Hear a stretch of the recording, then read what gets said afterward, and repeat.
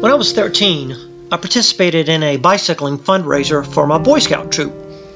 Most of my neighbors I went to agreed to donate anywhere between 10 to 25 cents per mile. Well, they were shocked when I rode 40 miles. Years later, when I was in college, I started racing bicycles, and over the years, I've probably cycled tens of thousands of miles.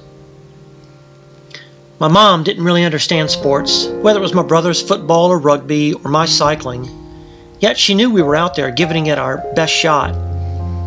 The first time she saw me race was in Lafayette. It was South Louisiana, hot and muggy, and I wilted in the heat, fell away from the lead group, and managed to finish in a dismal 9th place. Dejectedly, I pedaled over to her. She immediately hugged me and told me how much she enjoyed herself. She said it was like watching a ballet on wheels. The way everyone bent into the corner in unison and twisted upright, the movement, the sound, the colors. She thought it was so elegant, frightening, and yet mesmerizing. At the end of that race, I was so disappointed in myself, yet Mom found a way to make me smile. She didn't understand the tactics or technique, but she certainly found the beauty in cycling. Years later, after Dad passed away, she started forgetting things. Small things at first, then gradually larger things, such as the names of her grandkids, where I lived, or what I did. A few years before she passed away, we spent an entire week with her. We cooked for her, took her out for oysters, looked through old photographs, shared coffee in the kitchen, and listened as she told stories of her childhood to our kids. And after 7 days with her, we packed up and drove home to Greenville. As we turned into our neighborhood, I called her to say that we were home. "Oh, wonderful," she said. "I'll go open the front door." South Carolina, Mom. We just got home to South Carolina. The next day I sat in my supervisor's office and I wiped away my tears as Karen told me that yes, the memory of that entire week was already gone.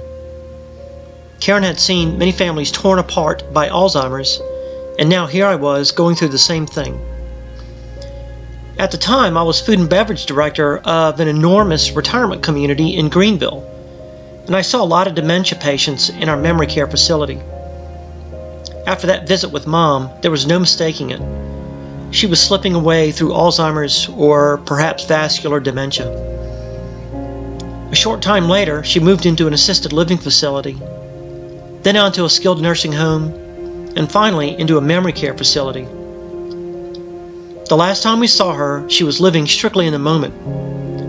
Her childhood songs and memories were very vivid, yet every time she saw me, she struggled to remember how long I'd been in her company, or how old I was, or where my brother and sisters were. This July, I'll climb on my bicycle and cycle across the state, Greenville all the way to Charleston in 3 days. The Ride to Remember is the South Carolina Alzheimer's Association's largest fundraiser. I'll be joined by my teammates and maybe 325 other cyclists. The ride is really the culmination of our fundraising efforts.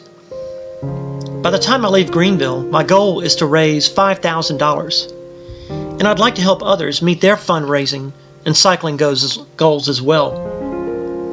Now don't get me wrong, I'm going to have a great time and I'll see parts of South Carolina one would never see from the interstate highway. And I'll meet all sorts of folks and burn up about 20,000 calories in the process. It's truly a wonderful, life-changing experience, and most of those participating are doing so for the same reason that I am. They've all lost a loved one to Alzheimer's. Along the way, we'll get a lot of publicity, which in turn will create more attention for the Alzheimer's Association. And they need it. Because there are no survivors of Alzheimer's. It is a death sentence. There's no treatment that'll prevent it, no vaccine, no diet, no superfoods, no nothing. And the chances are very good that someone you know, someone you love, has been diagnosed with Alzheimer's. So I'm helping the best way that I know how.